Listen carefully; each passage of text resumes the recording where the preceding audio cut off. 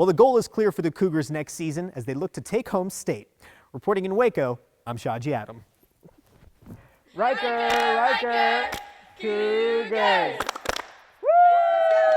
When I parked and I was walking into the building, I saw a lot of green and gold. Honestly, I had to check my location to make sure I was still here in Arlington. I'm at Waco High where there's a power lifter making a name for herself in powerlifting.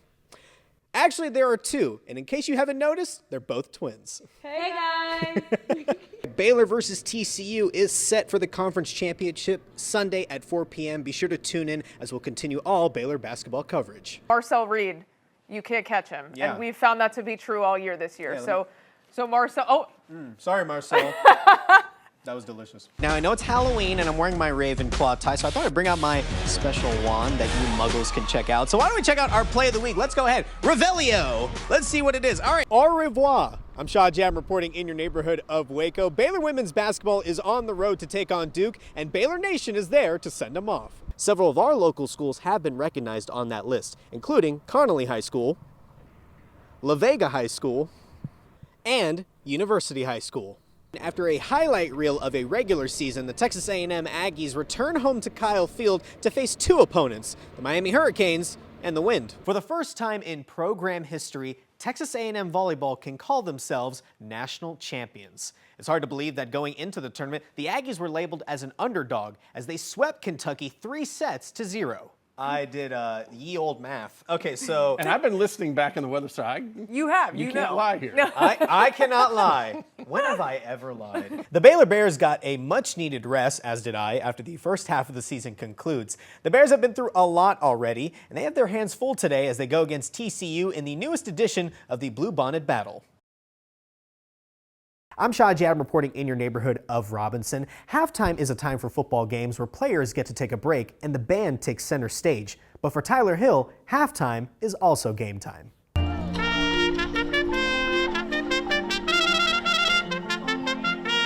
If you visit Rocket Field in Robinson, you'll have the chance to see Tyler Hill play his trumpet solo during halftime in his full football uniform. I honestly feel like it's a mesh of my two loves, you know? Like, I love trumpet and I love football. It kind of feels like all eyes on me because it's not very common to see a football player in pads and who's, dog tired, drenched in sweat because he's been playing the whole game. Hill is a first chair trumpet, a spot he earned in his freshman year. What got me interested is that they offered the audition in 6th grade and I would never really liked art. It was either art or band. And band sounded cool. I've heard that trumpet was like the jazzy instrument and like it gets the girls or whatever. So trumpet was my final pick. And what a pick it was. Tyler's teachers see him shine both on the field and in the band room. I have a lot of fun watching him play. Just play football because it is really cool. I know how he plays, and he's one of those kids that's super consistent. Every time he plays a solo, it's going to be great. But watching him, absolutely annihilate somebody and then come out and play for us, it's really cool.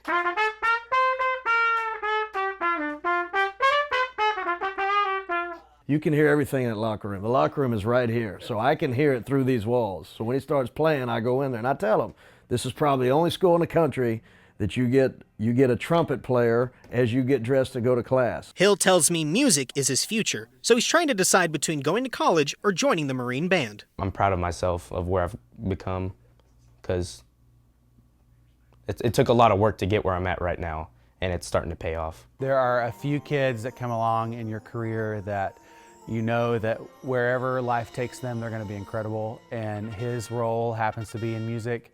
And whether that's in the Marine Band or at Juilliard or UNT, anywhere he goes is going to be awesome. And I can't wait to see what life has in store for him. Well, the next time we see Tyler on Rocket Field will be on Halloween as the Rockets will host Gatesville. Reporting in Robinson, I'm Shahji Adam.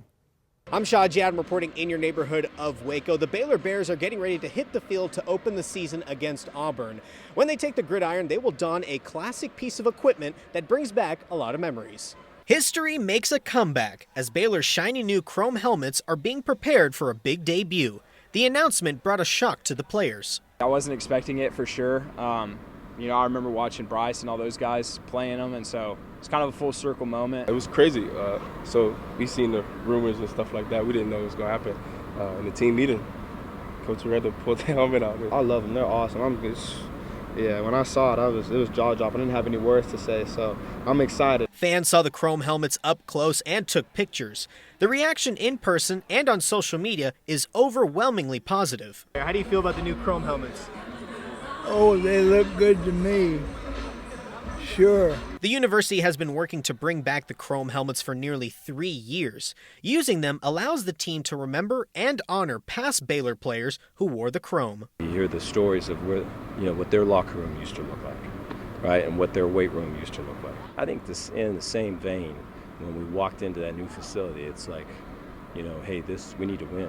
When we brought back the 13-14 team, and just all of the conversations with them, and every time you got on a Zoom with them or got them together, it was like you just felt like you were back in the room when they were in the locker room. And recognizing how powerful that helmet was from a championship caliber, celebration, icon piece that not even just the team, but just even the fans were wonderful. When I asked if the helmets were going to be a one-off or a regular part of the uniform for the season, Baylor said that the helmets will return, but they will be used for special occasions. Reporting in Waco, I'm Shahji Adam. The WNBA is getting more popular, and now it's getting bigger. The league announcing the addition of 3 new teams in Detroit, Cleveland, and Philadelphia. Baylor women's basketball head coach and former WNBA head coach Nikki Collin tells me it's a positive development. Talking about the WNBA expansion, I saw your tweet. You are excited. So what was your reaction to seeing those 3 new teams being added? Well, I think anytime you see more opportunity for female athletes, it's an exciting time. I think that league started and really even the full circle moment of Cleveland and Detroit coming back, teams that were a part of that original group of 8. Looking at the impact that the WNBA has had with Caitlin Clark, Angel Reese, the big names, do you feel like that's affecting women's college basketball in a big way as well? I think there's always a trickle-down effect. I certainly think there's always going to be the next Caitlin. I mean, maybe it's Juju, maybe it's Hannah Hidalgo.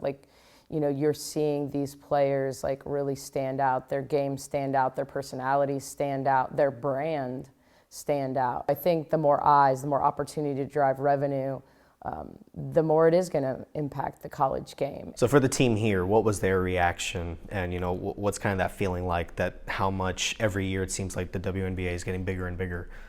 Well, I think they get to look up at the wall every day in our practice gym and see the number of players that have been drafted at Baylor. The WNBA is the best women's basketball league in the world, and so more opportunity. That's what Cleveland means. That's what I don't think they care what city it's in. I think they care about the opportunity to put on a WNBA jersey. I'm Shahji. I'm reporting in your neighborhood of Waco. Dallas Cowboys star player Micah Parsons made a stop by Bishop Riker Catholic School for his football camp.